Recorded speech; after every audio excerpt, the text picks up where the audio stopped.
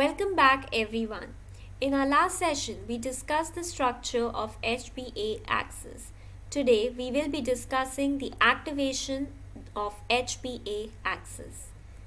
HPA axis activates at the time of any adversity or risky situation. It acts as a mediator between stress on brain and behavior. The activation of this axis leads to many changes in the body like neurochemical, physical or hormonal alterations. Let us understand the process of activation of HPA axis. At the time of any adversity, the HPA axis activates. The neurons in the paraventricular nucleus of hypothalamus in the brain releases a neurohormone called CRH or corticotropin releasing hormone into the blood vessels connecting the hypothalamus and the pituitary gland, that is hypophyseal portal blood. This hormone stimulates the anterior pituitary gland to produce and secrete ACTH hormone, that is adrenocorticotropic hormone, into the blood circulation.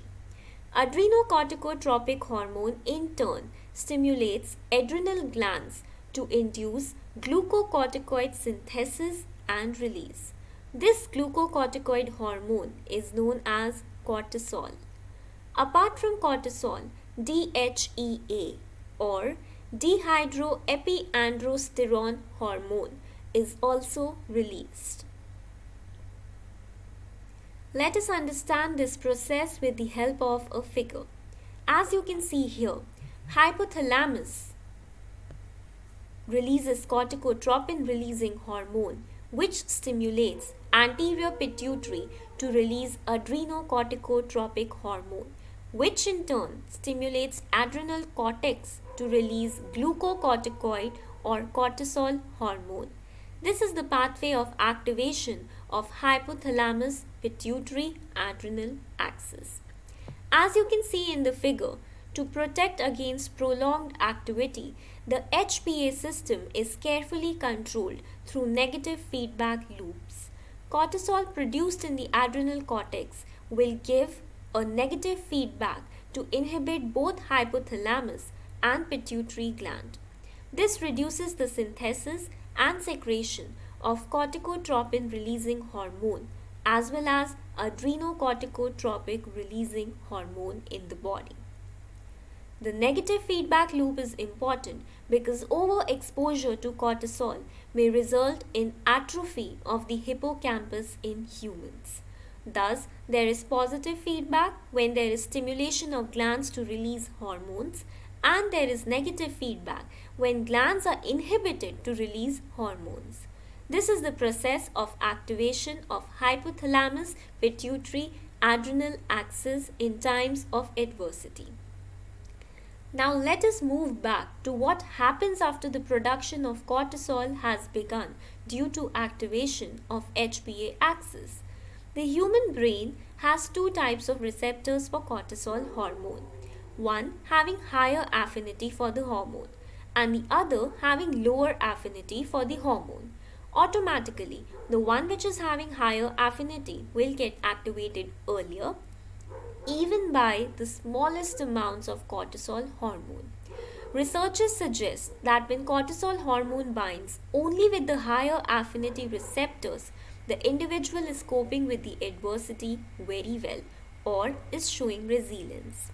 But when cortisol also binds with the low affinity receptors, it is an indication of poor resilience or caving in front of the adverse situation. Thus, we can conclude that increased expression of CRH receptors is associated with post-traumatic stress disorder, major depressive disorder, anxiety, and so on. Whereas, when CRH receptors have low expression, an individual displays greater resilience.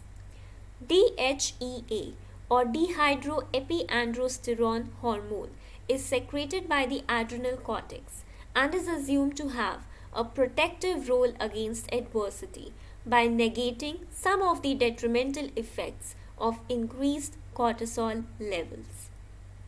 Now, There are some factors which can affect the HPA axis activity. The effect of stress on the HPA axis depends on the developmental timing of the stress as well as other critical factors such as stress magnitude, type of stress, and duration of stress. The genetic contribution to the variations in HPA axis activity is hypothesized to arise from DNA variations in the genes encoding neurotransmitters involved in HPA axis regulation. As we have already studied so far, early life environment also plays a significant role in the development of resilience. Childhood abuse, parental separation, witnessing of violence, natural disasters, encouragement and support from family, sound neighborhood, etc. are some of the factors affecting the development of resilience. Apart from this, current adversity, risks involved, and other situational factors also affects resilience. With this, we are at the end of this segment. In our next session, we will be beginning with some stories of resilience. Thank you and have a nice day.